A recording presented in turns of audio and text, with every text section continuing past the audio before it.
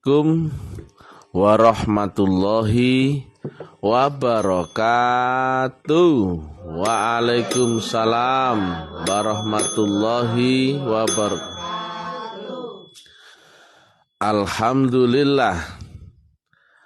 Alhamdulillahi rabbil alamin. Wassalatu wassalamu ala asrofil anbiya'i wal mursalin Sayyidina wa maulana Muhammadin wa ala alihi wa sahbihi ajmain. Ketemu lagi dengan kuliah luar biasa bersama Mr. TM tentang metodologi, metafisika, tasawuf, eksakta ilmiah. Bertempat di kampus Taklim Ma'rifat Gresik Balong Panggang. Judul yang kita angkat kali ini adalah pengkerdilan Islam adalah lewat diadu teorinya tanpa praktek.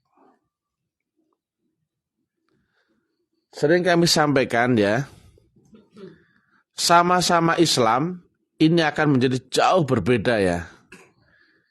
Ketika orang belajar Islam dengan teori dan satunya dengan lewat metodologi. Teori ini nggak bisa dipraktekkan karena, nah ini coba ya, jika tidak lewat metodologi, teori itu hanya konsumsi akal. Dan akal itu hanya untuk dunia, sementara harusnya adaptasi agama semua manusia itu adalah menembus lewat rohaninya, menembus akhirat. Nah, menembus akhirat itu nggak bisa dengan teori.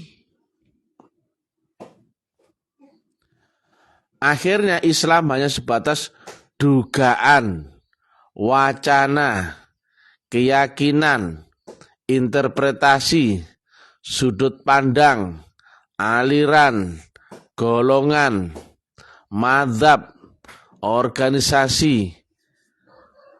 Bukan sesuatu yang baku lewat metodologinya. Nah, karena semua nggak ada yang praktek ya. Paling real ya saat ini, makanya kami sengaja bombardir publik ya. Semua orang cerita Islam. Dasar Islam diawali dengan rukun Islam. Rukun Islam yang pertama bunyinya bersaksi atau menyaksikan. Lah prakteknya gimana? Ya menyaksikan, iya toh?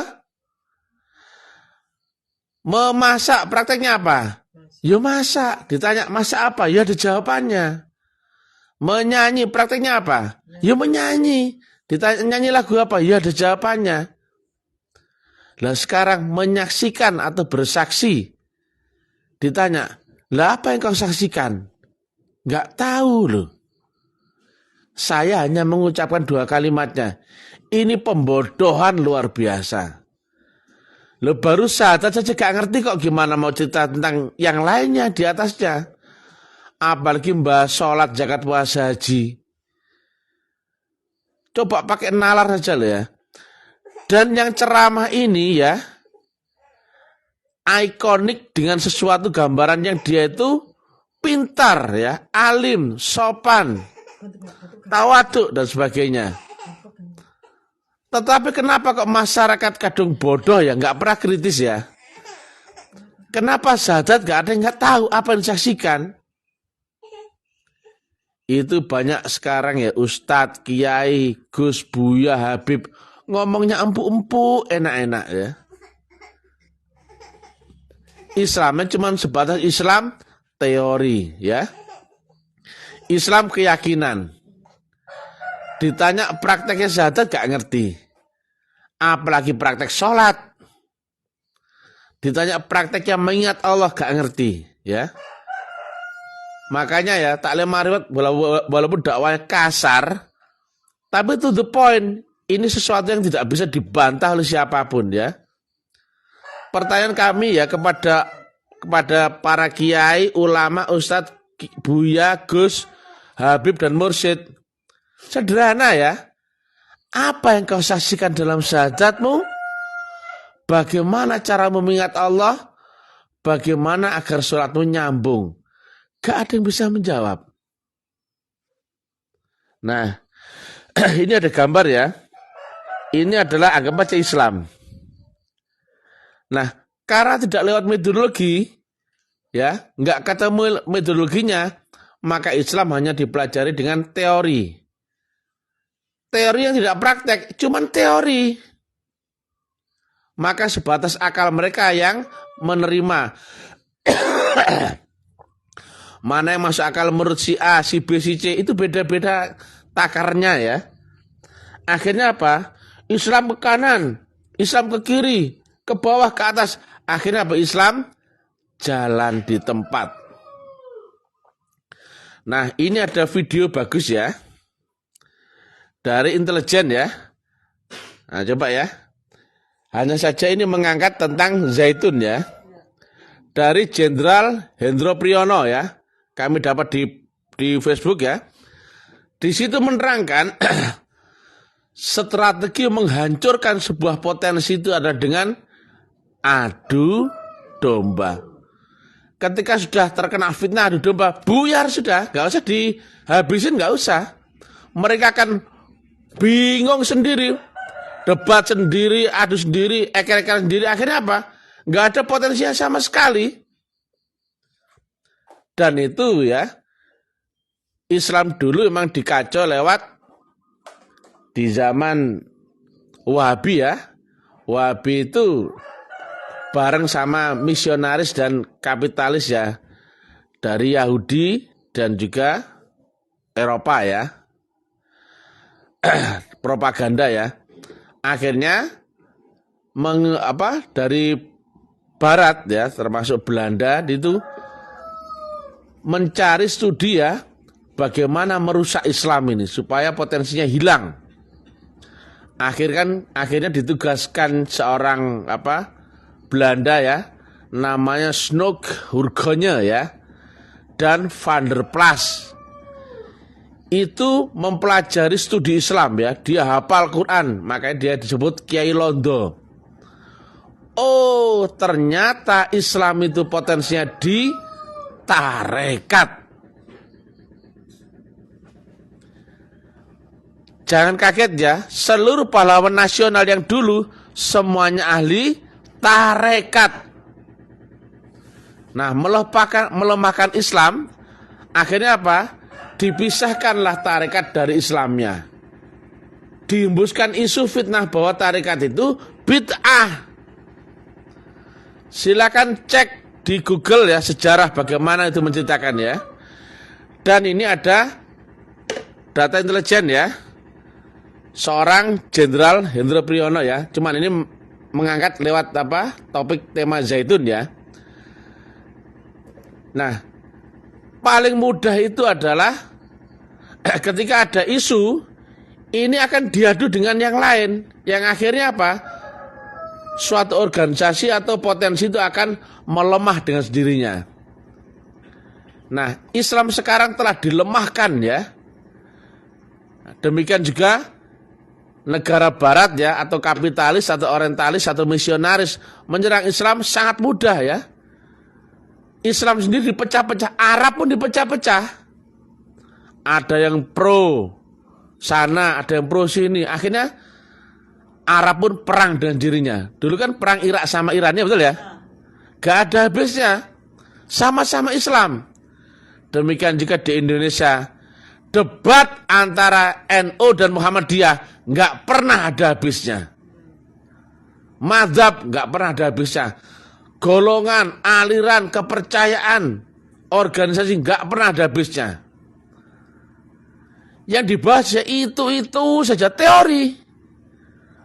Makanya ya, angan-angan kita sekarang sudah setinggi langit ya. Ngomong tentang Masya Allah, akhirat, surga neraka. Ditanya saja loh. Bidek kabeh. Sekelas ulama-ulama besar ya. Ada Ustadz Ali Hikayat, ada Ustadz Abdul Somplak, ada Gozaha, ada Buya Dekur, ada Buya Bahaya. Loh. Sekelas itu semua loh melok-melok ya, tiap hari kau tonton videonya di Facebook, YouTube. Kenapa nggak bisa menerangkan praktek syahadat? Apa yang kau saksikan? Berarti ini kan, mohon maaf ya, mereka tidak mengajarkan cara praktek, cuman menyampaikan isu. Dan isu ini adalah makanan empuk bagi fitnah dan adu domba. Makanya menerang wujud ya, dari 10 ulama besar, nggak ada yang konkret kan? Semuanya beda-beda kan? Alangkah rendahnya Islam sekarang. Semua kita sholat, tapi tanya, bagaimana cara sholat sampai nyambung? Gak ada yang ngerti. Ditanya sholat khusyuk yang mi'raj, gak ada yang ngerti. Rasul zaman ini gak ada yang ngerti. Membaca Quran Khotim gak ada yang ngerti. Menembus akhirat gak ada yang ngerti. Bahkan dianggapnya akhirat itu nanti. Padahal ya harusnya dari sini, ini kita naik dimensi sampai ke hadirat Allah Ta'ala ini. Allah ya, kias ya, dia di dimensi maha mutlak ya. Akhirnya karena dia hanya berkutat di teori yang gak pernah ada habisnya, gak pernah maju-maju. Jadi studinya Snoek Hurgonje dan Van der Plas, akhirnya apa? Islam dijauhkan dari tarekatnya. Pada tarekat itu metodologi, cara praktek Islam itu tarekat. Kemudian ya, kamuflase ya dengan Wahabi itu. Jadi Wahabi ada kepentingan orang Arab sendiri, didomplengi sama kapitalis ya. Akhirnya apa? Wahabi menguasai tanah Arab. Nah setelah itu propaganda bahwasanya tarekat itu bid'ah. Demikian juga banyak ya, makamnya nabi-nabi dibongkari semua, dianggapnya itu syirik dan sebagainya. Dan enggak cuma itu ya, dari mereka sendiri memberikan bantuan ya, donasi ke pembangunan masjid banyak di Nusantara. Indonesia banyak ya, dibantu secara materi, tapi dengan syarat khusus. Biasanya ya, separuh dananya dari saya, separuhnya dari kalian ya. Tapi nanti sistemnya pakai sistem saya. Ngeri ya. Akhirnya apa? Propaganda Wahabi di mana-mana. Sekarang semua orang yang di Indonesia sudah tidak mengerti urgensinya tarekat.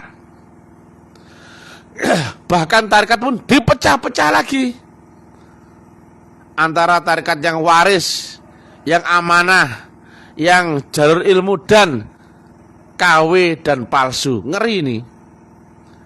Orang enjoy aja, asalkan zikir la ilaha illallah, la ilallah. Kan gak nyambung kalau gak lewat metodologi.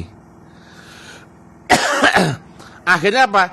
Islam menjadi tontonan goblok bagi dunia luar. Ya, penyakitnya orang Islam sekarang nih, kamu pasti diajari paling benar, betul gak?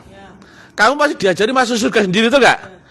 Dan umat lain selain Islam itu kafir, betul gak? Dan masuk neraka, betul gak? Tapi mohon maaf, kamu goblok gak di depan orang lain, yang orang-orang intelek itu? Goblok. Rendah kemampuan teknologimu, rendah nalar ilmiahmu. Kamu mabok dogma, merasa benar, yang lain salah. Islam adalah agama diridhoi. Iya, kalau Islam beneran. Islammu gak ngerti kamu itu. Yang di luar ya, yang sini sudah ya. Ditanya syahadat itu diam semua. Mohon maaf ya, sampai saya maki-maki loh. Ulama tahe, jancuk, picek, matamu asu, cuki mai, tai lasso, pantek loh. Enggak satu pun yang nongol. Separah inilah Islam ya di sini ya. Ini ulamanya loh ya, gak ada yang ngerti. Tapi ceramahnya manis-manis dan followernya mabok. Masya Allah, hati tenang dengan sholat. Padahal sholatnya gak nyambung. Ditanya, ingat apa dalam sholatmu? Allah. Apanya Allah yang kau ingat? Bingung. Ah, ini bel ya. Nah, sudah pernah lihat? Nah, saya umpetin. Bisa kau ingat belnya tadi? Bisa. Nah, saya tanya, kau ingat belnya tadi, apanya yang kau ingat? Loh, bunyinya, terus bentuknya, terus warnanya. Jelas loh? Nah, karena nggak pernah ketemu, kan angan-angan dia. Karena syahadatnya nggak pernah bersaksi, kemudian dia ngerjakan sholat. Ingat apakah dalam sholatmu? Allah katanya. Nah, apanya Allah yang kau ingat? Bingung. Ini bel ya. Apanya bel yang kau ingat? Bunyi, bentuk, warna, bahan gitu. Lah, apanya Allah yang kau ingat jika nggak pernah berinteraksi dengan panca inderamu? Fatal ya, sangat parah ya. Makanya dakwah kami nggak manis, saya goblok-goblok kan supaya itu kamu sadar ya. Dan yang merusak agama ini adalah ulama-ulama sendiri. Namanya penipu, dia tampil manis apa tampil jahat? Manis. Kata-kata membius atau menyakitkan? Membius. Inilah ya yang dikhawatirkan Nabi di akhir zaman. Di kalimatnya, hadis ya, ulama-ulamanya adalah sejahat-jahatnya, sejelek-jeleknya makhluk di bawah kolong langit. Dari mereka lah fitnah agama itu berasal. Dan akan kembali kepada mereka itu fitnah. Fitnah itu apa sih? Menyimpangkan Islam dari jalur metodologi yang semestinya. Semua orang diajari sholat, tapi kenapa nggak ada yang diajari mengenal Allah? Semua orang diajari ngaji Quran, kenapa nggak diajari membaca firman? Nek ngaji Quran cuman wocoan tok lho, tulisan. Di mana-mana ulama yang getol ya membangun pesantren, tahfiz Quran, gitu. Mencetak Quran di mana-mana, ya. Itu fitnah. Di mana-mana orang nyuruh sholat ya. Kenapa nggak ada yang belajar bagaimana sholatmu bisa mi'raj, khusyuk dan nyambung akan Allah Ta'ala? Sudah gak ada yang ngerti. Kenapa? Semuanya teori. Teori kan nggak pernah bisa dipraktekkan kalau cuma teori, betul nggak? Misalkan begini, ya di bawah ini ada kresek-kresek ya.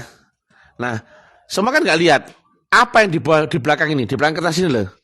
Ada yang menduga itu tikus, itu kecoa, itu ular. Loh, semua kan cuma teori. Apa sih teori? Dugaan interpretasimu. Dan itu nggak pernah bisa kau praktekkan. Kenapa? Kau nggak pernah bisa menembus akhirat. Kau nggak ada proses untuk mendekati diri kepada Allah Ta'ala. Nggak ada, karena dianggapnya di dogmanya akhirat itu nanti. Sudah. Mulai syahadat disesatkan menjadi, diselewengkan menjadi mengucapkan 2 kalimat. Nggak ada Rasul zaman ini. Padahal kitabnya ada nggak? Ada.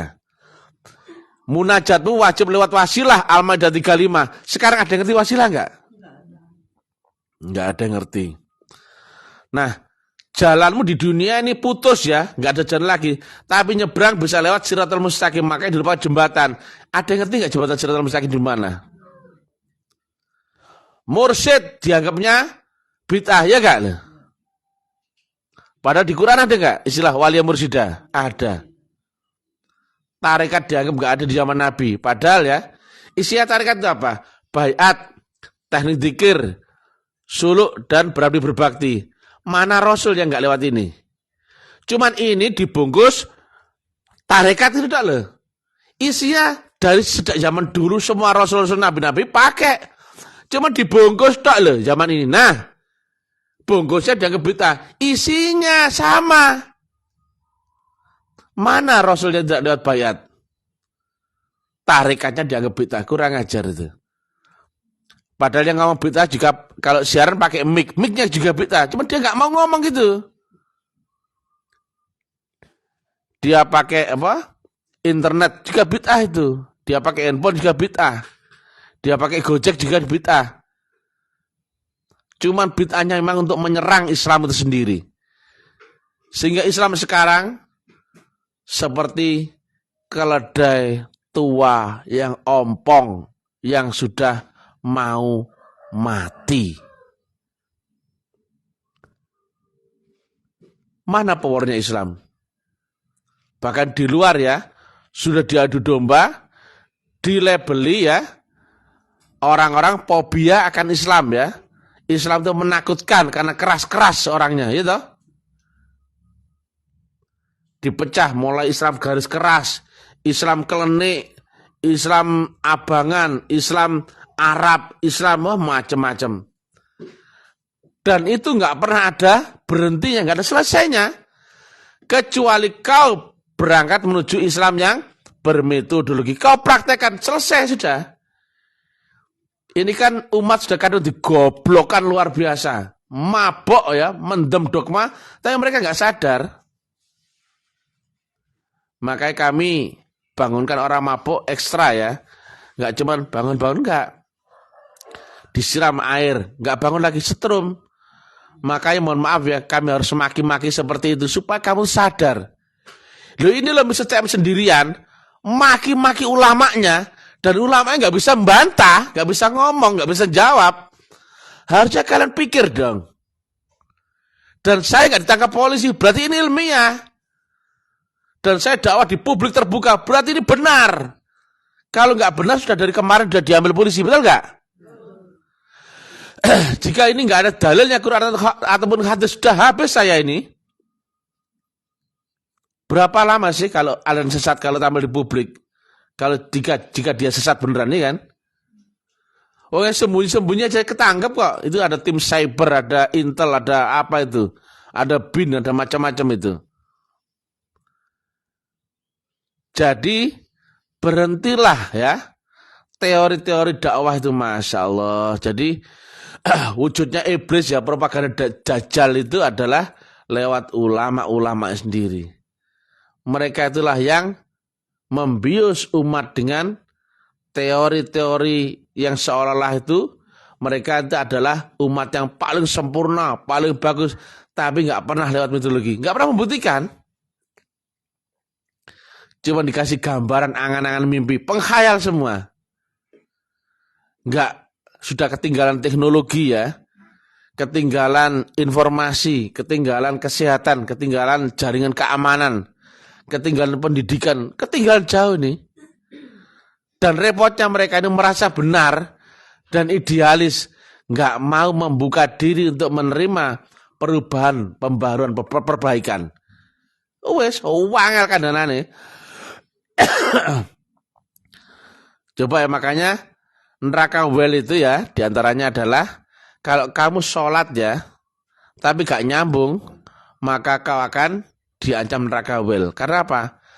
Kamu sholat, kamu akan merasa hebat, merasa pintar, merasa beriman, merasa aman, merasa Islam. Akhirnya apa? Susah kandhanane. Diomongi lo susah karena kamu merasa lebih baik, lebih Islam, lebih beriman. Saya mending ya dakwah di depan para bajingan ya, yang jujur daripada orang pinter otaknya, hafal Quran, ahli sholat, tapi ya keminter dan gak pernah jujur. Saya geber di publik ya, apa yang kau ingat dalam sholatmu lo? Belas gak ada yang jawab. Gak cuma demikian, tak taek jancuk picek ya kamu itu ya. Belas gak ada yang nongol. Ada berapa ulama di sini? Banyak ya. Kiai, Ustadz, Gus, Buya, Habib, taek kabeh. Ayo terangkan wani. Terangkan apa yang kau saksikan dalam syahadatmu. Apa yang kau ingat dalam salatmu. Loh, tadi si taek kon yo nek iso jawab. Ayo metu. Harga dirimu di mana? Mudah-mudahan yang lain itu sadarlah ya. Kalian dibius dengan dogma cerita yang halus, manis. Penipu nggak mungkin jahat tampilnya. Kalau saya memang bukan potongan penipu ya. Saya ngomong apa adanya. Pahit saya sampaikan pahit. Daripada manis di depan ya. Tapi ujungnya menyesatkan banyak orang ya. Jadi beda ya antara ini loh. Nah ini ya.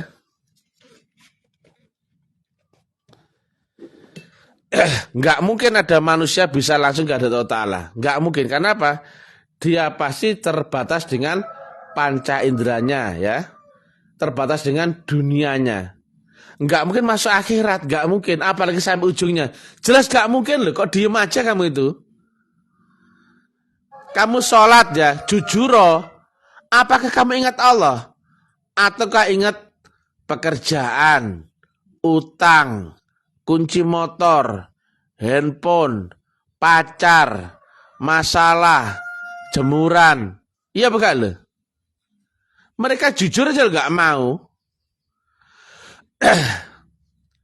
Terus kemudian ya, apakah bisa khusus sholatmu loh? Jujur aja nggak mau. Apakah bisa mi'raj sholatmu? Jujur aja nggak mau. Karena apa? Sudah merasa hebat, sudah sholat, sudah ngaji, sudah merasa Islam beriman. Ya, jadi ya, inilah yang real ya. Manusia dibatasi dunia dan panca indera harus lewat wasilah. Karena apa? Kau akan lewati lapisan langit akhirat. Dan kau berhubungan dengan Allah lewat channel wasilah. Baca Al-Maidah 35, semuanya ada. Kau langsung nggak mungkin. Kau mengingat Allah nggak mungkin. Baca di surat Al-An'am. Ini wajah tuh wajhiyah. Kuhadapkan wajahku kepada wajah. Bukan kepada Allah ya. Kepada wajah yang menciptakan langit dan bumi. Nggak mungkin kau menghadap wajahmu kepada Allah. Nggak mungkin. Yang kau bisa adalah kau hadapkan wajahmu kepada wajah Allah. Wajah Allah itu apa? Wujud wajah yang kau bisa lihat. Nah ini pertanyaan besar ya. Kenapa nggak ada yang bisa jawab? Apa yang kau saksikan dalam syahadatmu itu? Berarti kalau kamu nggak bisa saksikan, berarti kamu nggak punya Rasul. Kamu nggak kenal Rasul Muhammad sama sekali. Tapi ceritamu manis. Kamu sopan, hafal Quran, pendakwah. Itu yang, aduh. Ya kita cerdaskan umat Islam ya. Dan Indonesia pada umumnya ya. Jangan sampai kita ini mabuk ya. Mudah-mudahan negara Islam menjadi negara yang besar ya. Yang cerdas. Yang ilmiah, yang objektif tinggi. Yang nalarnya tinggi ya. Dan bisa unggul di ilmu pengetahuan eksak ya. Bukan pemabuk-memabuk seperti ini. Mabuk dogma. Mending mabuk minuman ya. Daripada mabuk dogma. Ada. Kalau mabuk minuman ada sadarnya. Disiram air dia sadar dia. Tapi kalau sudah mabuk dogma, mbok. Umur sudah 40, 50, 70 tahun. Tetap mabuk. Saya mati pun ke dalam keadaan mabuk itu. Begitu mati neraka ternyata ya. Sangat parah ya. Jadi kalian diadu potensimu akhirnya nggak pernah maju-maju. Coba sekarang aja mana ada selesainya itu antara debat pendapat antara NU sama Muhammadiyah. Nggak ada.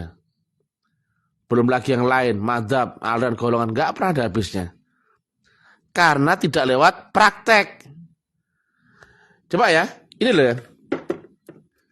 Ini ada minuman, ya. Semua orang kan teori dengan sudut pandang keyakinan. Ini apa ini? Satu bilang air putih, satu bilang apa? Sprite, satu bilang apa? Alkohol, gitu. Satu bilang apa? Macam-macam ya. Dan itu kan kau yakini semua, betul nggak? Kau yakini pasti nggak mungkin apa? Membenarkan keyakinanmu, betul kan? Pasti kau membenarkan kan? Nah. Karena kamu gak pernah minum, ya cuma keyakinanmu itu kau pegang saya mati. Beda kalau kamu datang ke sini minum. Oh, gini rasanya. Selesai. Sudah gak ada debat lagi. Betul? Ada debat yang berkepanjangan karena kamu gak ngerti praktek. Dan karena kamu itu gak ngerti caranya. Praktek itu butuh metodologi. Sampai kapan itu NU Muhammadiyah nggak pernah berhenti eker-ekeran tuh? Pakai kunut, nggak pakai kunut, pakai tahlil, nggak pakai tahlil. Doa keras, doa apa diam. Terus ngono terus. Apalagi keluar Ustadz Buas itu yang Buas yang motor gini ini panjang ini dua kayak genderuwo. Nggak ada di zaman Rasulullah, nggak ada itu bid'ah itu. Sudah. Contohnya ini ya, dan ini otentik ya. Jenderal Hendro Priyono ya menyampaikan bahwasanya Zaitun adalah proyek adu domba dulunya ya. Ini kalian beliau di Facebook ya. Ini intelijen ya. Dan itu hal yang biasa. Demikian juga disampaikan oleh Profesor Mahmud MD. Betul nggak? Ya nggak? Ini proyek dulunya murni, tapi kemudian dimasuki propaganda politik ya. Bahasa beliau di zaman cendana begitu ya. Mohon maaf ini bahasa Mahmud MD ya. Akhirnya apa? Mereka akan membesar isunya, tapi nggak pernah bisa selesai dan menjadi isu yang besar ya. Dan itu bisa dikomoditi secara politik, dipolitisasi, diarahkan menjadi fitnah, alat untuk macam-macam itu. Ini gambaran kecil ya. Demikian gambaran makronya. Islam dunia pun diadu domba, difitnah. Gampang sekali. Makanya kita ya jangan mau difitnah. Jangan sampai musuh-musuhan. Jangan sampai eker-ekeran bolo-boloan. Saya tekankan di sini jangan pernah ada ya di Kamus Al-Ma'rifat ya. Semua saudara ya. Kalau ada musuh-musuhan jangan di sini ya. Apalagi fitnah sana fitnah sini jangan ya. Itu bahaya ya. Demikian yang bisa kami sampaikan ya. Jadi hati-hati. Segeralah praktek ya. Buktikan. Biar kamu nggak terjebak di paradigma teori yang kau yakini, yang itu akhirnya apa? Kau bentur-benturkan dengan keyakinan orang lain. Debat gak ada habisnya. Assalamualaikum warahmatullahi wabarakatuh.